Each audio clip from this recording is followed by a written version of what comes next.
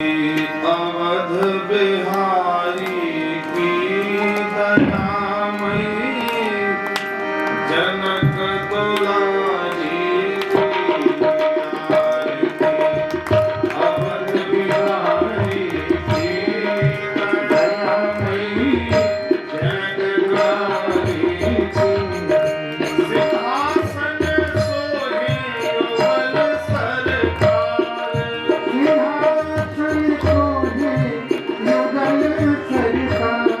परस पर हंसी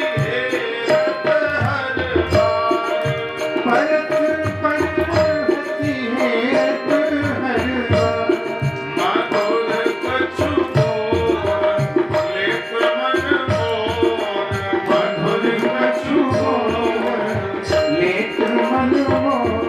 ललित छवि प्रीतम प्यारी दयामयी जनक दुलारी की आरती। अवध बिहारी की दयामयी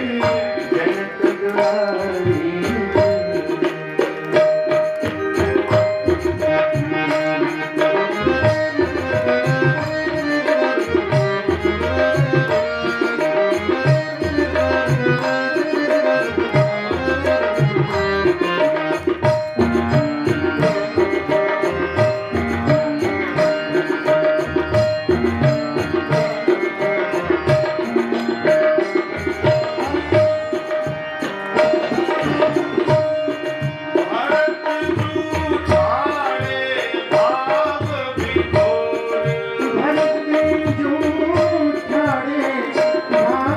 विभोर, लखन रिपु दमन लाल कर जोर।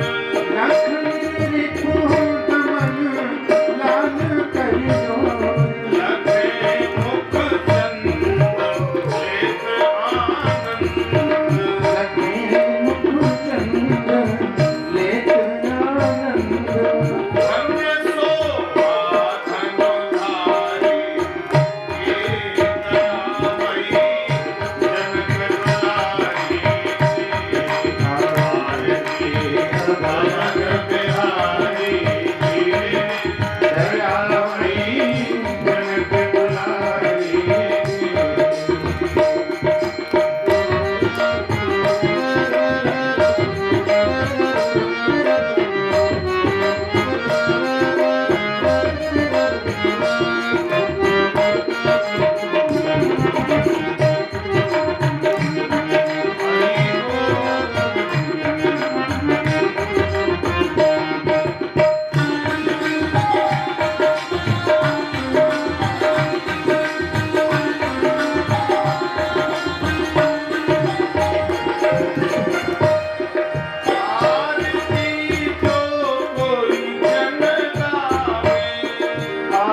आरती जो कोई जन गावे, प्रभु पद प्रेम अवस पावे।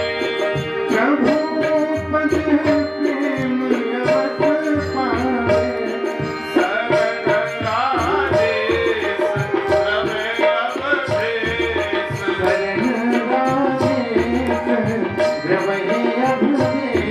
बोलिए जय भयहारी की दयामयी जनक दुलारी की आरती। अवध बिहारी की दयामयी जनक दुलारी की आरती। अवध बिहारी की दयामयी जनक दुलारी की आरती।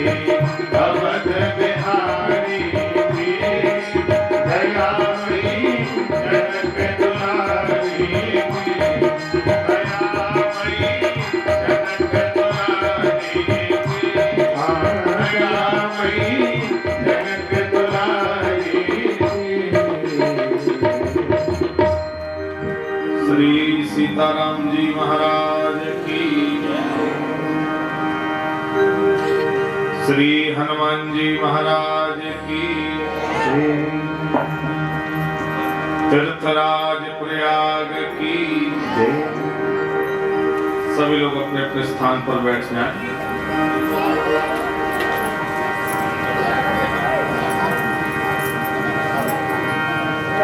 गंगा तरंग रमणी यजटा कलापम गौरी निरंतर विभू भागम नारायण प्रियमनं गमदापहारं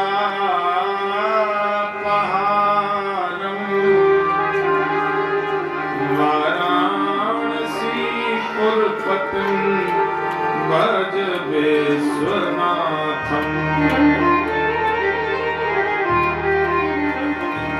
अतुलित बलधामम् एव शैलावदेहम् अनुजवन कृशानम् ज्ञानिनामाग्रगण्यम्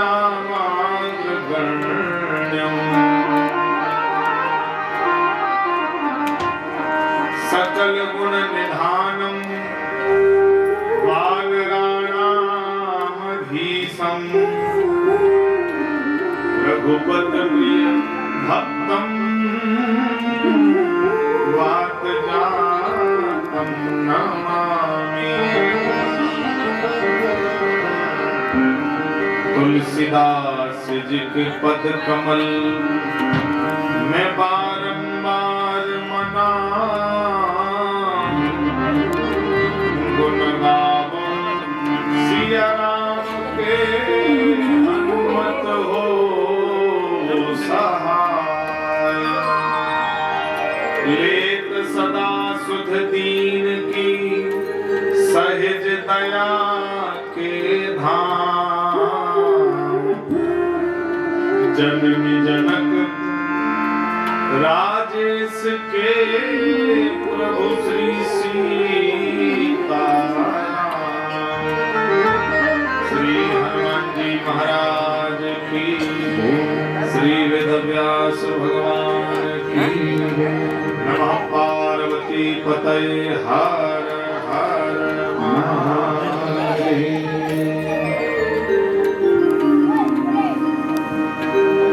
कलि कलुष विनाशिनी काम सिद्धि प्रकाशिनी विबुध बुद्ध विलासिनी भूसुरेशु प्रकाशिनी इच्छित फल प्रदान करने वाली भगवान की कथामृत गंगा का हम सब बड़े भाव और श्रद्धा से रसस्वादन लाभ प्राप्त कर रहे हैं। नगला राम सुंदर श्री ठाकुर जी महाराज के पावन प्रांगण में आप समस्त क्षेत्रवासी व ग्रामवासी सौभाग्य के हेतु अपने जीवन के पुण्यों का लाभ अर्जित करने के लिए कथामृत गंगा व्यास गोमुख मंदाकिनी के द्वारा कल कल कल कल कर निनाद करती हुई प्राणी मात्र को भव सागर से पार करने के लिए ये सरस्वती गंगा गांव गांव शहर शहर गली गली प्रकट होकर के जीवन को कृतार्थ करने में समर्थमान बड़े ही सौभाग्य का विषय है।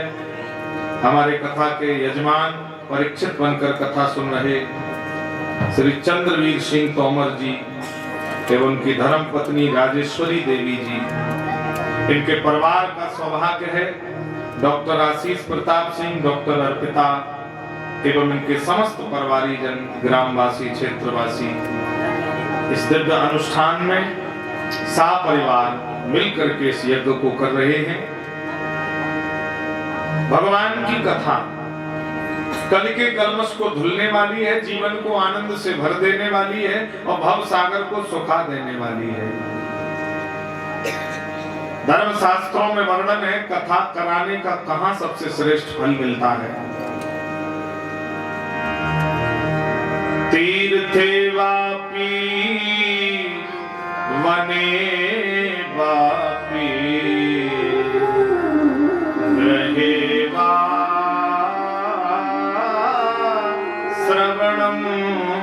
मत्तम। कथा और सत्संग यदि तीर्थ में या किसी देवालय में या किसी मंदिर पे कराया जाए तो 1 करोड़ गुना फल देता है। तीर्थे वापी, और तीर्थ वो मंदिर न हो तो बने वापी। तो किसी वन में कथा कराओ, जंगल हो, वन हो, एकांत हो, तो 1 लाख गुना फल मिलता है। और ये दोनों स्थितियां ना हो तो गृहे वा श्रवणम मतम, तो फिर अपने घर में कथा करा लो तो 1000 गुना 100 गुना फल मिलता है। तो श्रेष्ठ स्थान कौन सा है? तीर्थे वापी, तीर्थ मंदिर। और जब मैं सुबह आया, मैंने जब देखा इतना प्राचीन ठाकुर जी महाराज का ये पावन धाम, देख करके हृदय बड़ा आनंदित हुआ। और आप अगर ये कथा यहाँ नित्य नियम से सुनेंगे तो नगला राम सुंदर वाले ध्यान से सुन लो, इस कथा को सुनने से 1 करोड़ गुना फल प्राप्त आपके जीवन में होगा, इसमें कोई संदेह नहीं है।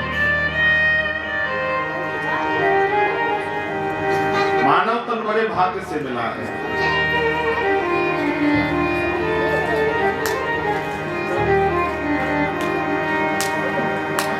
ये शरीर जाने कितने बार मर रहा है, कितने बार मरेगा, कितने बार मर चुका है। जब हम 5 महीने के थे तो कैसे लगते थे, 15 वर्ष के हुए तो बदल गए, 25 वर्ष के हुए तो 15 वर्ष वाला शरीर मर गया, 45 के हुए तो 25 वर्ष वाला मर गया। और जब बचपन की फोटो पड़ी कभी कभी हम लोग देख लेते हैं तो क्या कहते कि देखो देखो, अरे हम पहले कैसे लगते थे, हमें खुद भरोसा नहीं, हम ऐसे थे, अरे तुम कैसे लगते थे, छोड़ दो, तुम आज जैसे हो 10 साल बाद ऐसे भी नहीं रहोगे। कि हर क्षण शरीर मर रहा है, हर क्षण बदल रहा है, हर पल मर रहा है। गोस्वामी जी ने बड़ी पंक्तियां सुंदर गाई हैं। बड़े भाग्यवान तन पावा, दुर्लभ सदगुण तन पावा। बड़े भाग्यवान तन पावा, दुर्लभ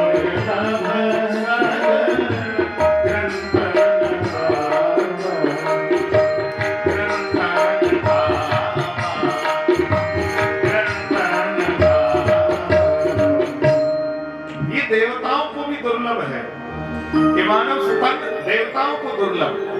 क्यों? क्योंकि देवताओं के पास अमृत है और मनुष्यों के पास कथामृत है। ये कथामृत देवताओं के पास नहीं है। देवता अमृत लेकर आए और ऋषि मुनियों से कहा कि ये कथामृत हमें दे दो, हम स्वर्ग में ले जाएंगे, और ये अमृत तुम ले लो। देवता बोले नहीं, एक कंकड़ और कांच के बदले हम हीरे मोती दे देंगे क्या? अरे देवताओं, हमें क्या मलिन बुद्धि का समझा है? ये कंकड़ कांच रूपी अमृत से और हीरा रूपी कथामृत ले जाना चाहते हो? नहीं नहीं नहीं, ये देवताओं को भी दुर्लभ। फिर कह दिया, चित जल पावक गगन समीरा,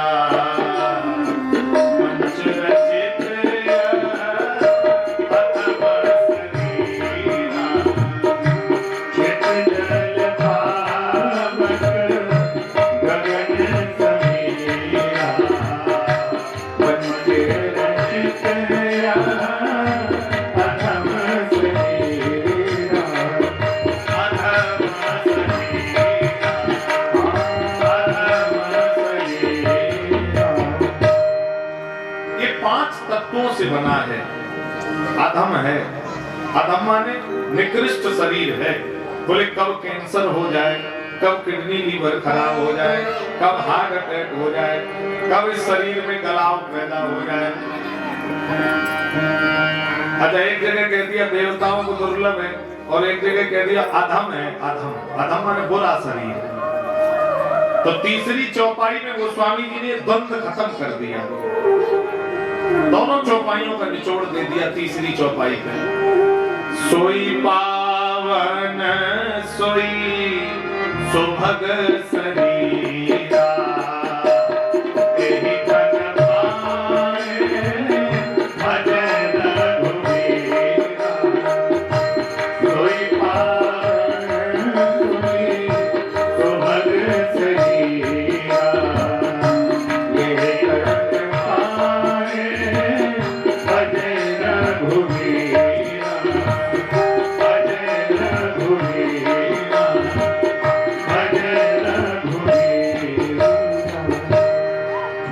शरीर को पाकर के जो भगवान के भजन और सत्संग और सत्कर्म में लगा है, उसके लिए तो ये बड़े भाग्य है।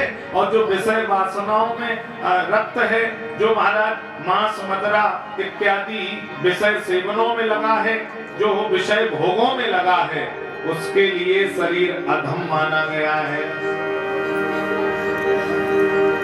अच्छा, पशु और मनुष्य में चार चीजें समान हैं। आहार नेत्रा भय मिथुनम चा।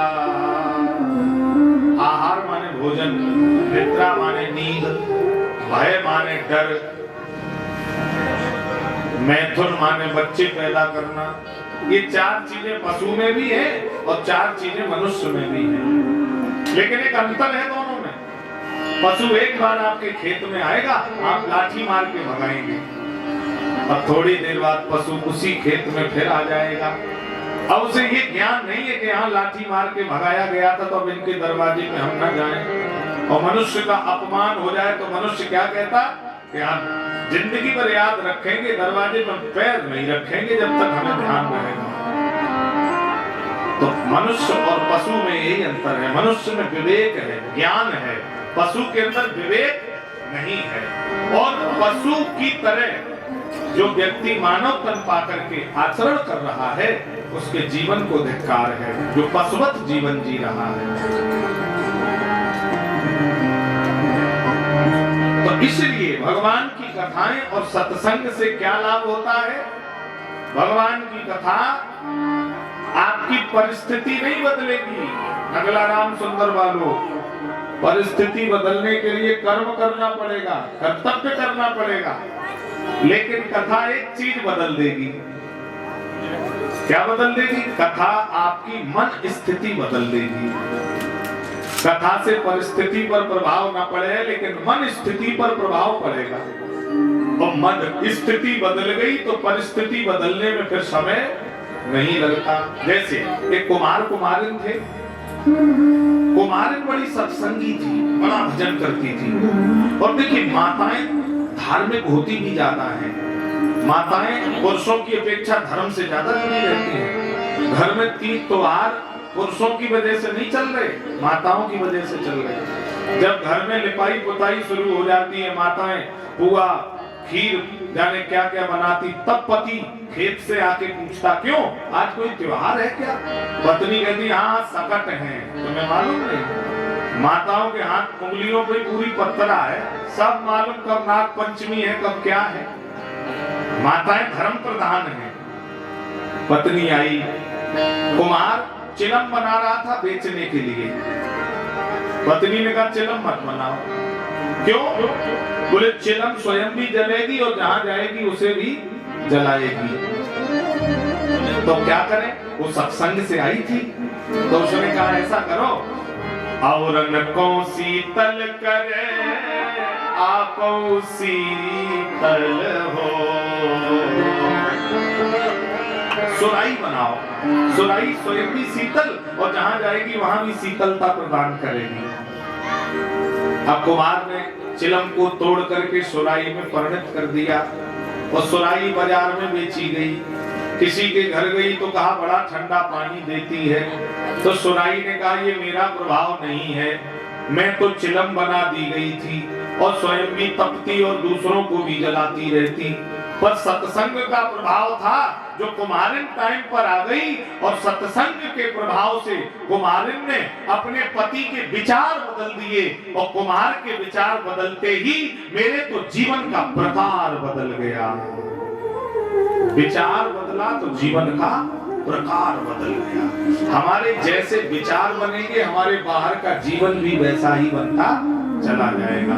अंदर के विचार अगर अच्छे होंगे तो बाहर का जीवन भी अच्छा होता चला जाएगा और बाहर अगर अंदर मलिनता भरी है तो बाहर भी प्रकट होती चली जाएगी, इसमें कोई संदेह नहीं है। मंगल करण कलिमल हरण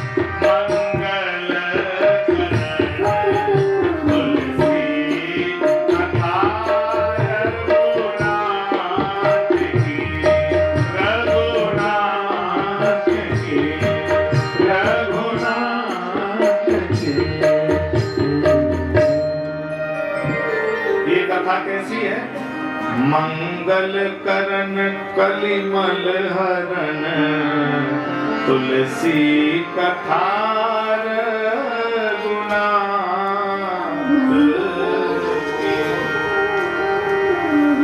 हमारे ऋषि मुनियों ने गंगा दो प्रकार की बताई है। दो प्रकार की गंगा कौन कौन सी बताई है? एक तो भागीरथ गंगा जो हरिद्वार हर की पौड़ी से बहती हुए बंगाल की खाड़ी में गिरती है जाकर के, और एक है कथामृत गंगा जो संत महात्माओं के गोमुख से बह रही है।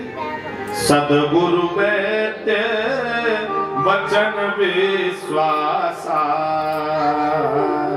और संयम यह ना विषय के आशा। तो भागीरथी गंगा में अगर स्नान करना चाहो नगला राम सुंदर वाले, तो बताओ वो चल के आपके गांव में आएगी क्या? आपको चलकर हरिद्वार या प्रयाग में जाना पड़ेगा। कुंभ में गए थे कुछ लोग यहाँ से प्रयागराज, बोलिए भाई लोग, हाथ उठाकर बताइए प्रयाग कौन कौन गया था? ये काफी लोग यहाँ से गए थे। खूब धार्मिक गांव है नगला राम सुंदर, बड़ी कृपा है भगवान की। और क्षत्रियों का गांव है, बड़ी संख्या में क्षत्रिय हैं, और क्षत्रिय धर्म से जुड़ा रहेगा तो उसे देवता भी पराजित नहीं कर पाएंगे। क्षत्रिय धर्म परायण रहेगा तो धरती को उसे कोई नहीं हरा सकता।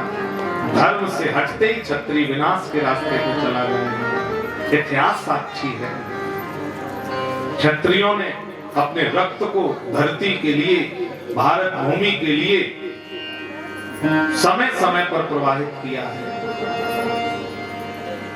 तो मैं निवेदन कर रहा हूं, वो गंगा चलकर आपके गांव में नहीं आएगी, आपको चल करके हरिद्वार जाना पड़ेगा। लेकिन कथामृत गंगा में एक विशेषता है, अगर कोई श्रद्धा और भाव से, प्रेम से इस गंगा को पुकार लेके, हे प्रभु हमारे घर में फला तारीख में हम कथा कराना चाहते हैं, संकल्प मजबूत हो, तो ये कथामृत गंगा आपके शहर में, आपके नगर में, आपके गांव में, आपके घर में प्रकट होकर के पूरे गांव को पवित्र करके चली जाएगी। ये अंतर है कथामृत गंगा में।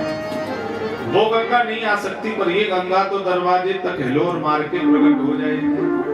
अच्छा, उस गंगा में जाओगे तो जगह जगह बैरिकेडिंग लगी है, सांकरें लगी हैं, और भीतर चले गए तो डूब जाओगे। गंगा में भीतर फिसल गए तो डूब गए, मर गए। और इस गंगा में कोई बैरिकेडिंग नहीं लगी है। इस गंगा में बोले जितने भीतर घुस पाओ घुस जाओ, जितने भीतर इस गंगा में घुसोगे उतने ही भव सागर से पार होते चले जाओगे। यहाँ डूबने का कोई काम नहीं है मेरे भाई, यहाँ तो पार लग जाओगे। केवट ने जब राम जी को नाव में बैठा करके पार लगाया, उतर ठाण भय सुर सर रेता, सिया राम गुहि लखन समेत, केवट उतर दंडवत कीना, प्रभु सकुच एहि नहीं कछु दीना। भगवान ने कहा कुछ केवट को मैंने दिया नहीं, पिय ही की सिय जान नहारी, मन मुदरी मन मुद तो थारी। जानकी माता ने कहा प्रभु ये आप दे दीजिए, तो केवट बोला मैं उतराई नहीं लूंगा। भगवान बोले क्यों नहीं लोगे? केवट ने कहा प्रभु मैंने आपको पार नहीं लगाया। क्या मतलब है? प्रभु मैंने पार लगाया होता तो मैं उतराई ले लेता। फिर बोले मैंने वेदों में सुना है, केवट वेदों की बात कर रहा है। क्या सुना? मैंने वेदों में सुना है कि भगवान के चरण अगर किसी के जीवन की गाड़ी में पड़ जाएं तो पार तो वो भव सागर से हो जाता है। तो प्रभु राम ने आज केवट गरीब के जीवन की नाव में अपने चरण डाले हैं, तो पार तो ये केवट भव सागर से हो गया। तो प्रभु मैं गरीब हूं, मैं कुछ दे नहीं सकता, तो मैं आपसे बदले में कुछ ले कैसे सकता? पार केवट कह रहा मैंने नहीं किया, पार तो आपने मुझे कर दिया है। पद पखार जलपान कर आप सहित परिवार। तो ये कथामृत गंगा की विशेषता है। और उस गंगा में नहाओगे तो तन पवित्र होगा, मन पवित्र की गारंटी नहीं है। और इस गंगा में बैठने मात्र से तन पवित्र, और कथा को श्रवण रंध्र से भीतर ले गए तो मन भी पवित्र हो जाएगा, इसमें कोई संशय नहीं है। एक ऐसी कथा है। अब यहाँ एक विषय और उठता है। श्री रामचरितमानस 7 कांड हैं। आप सब मानसी पाठक विद्वान हैं। रामचरितमानस आज घर घर में पढ़ी जाती है, पूरे भारत नहीं अपितु विश्व में। और आप सब लोग घरों में अखंड रामायण पाठ अक्सर करते ही रहते होंगे। अभी मैं कुछ महीने पहले राजस्थान में कोटा डिस्ट्रिक्ट में कथा करने गया। कमल सरोवर करके एक स्थान है, 500 बीघा का तालाब है, और जिस 500 बीघे के तालाब में बीच में 30 बीघा का टापू है। उस टापू पे स्वयंभू हनुमान जी हैं। तो मैं वहां 2 बार कथा राम कथा करके आया। और अगर भक्ति का दर्शन करना है तो राजस्थान या MP और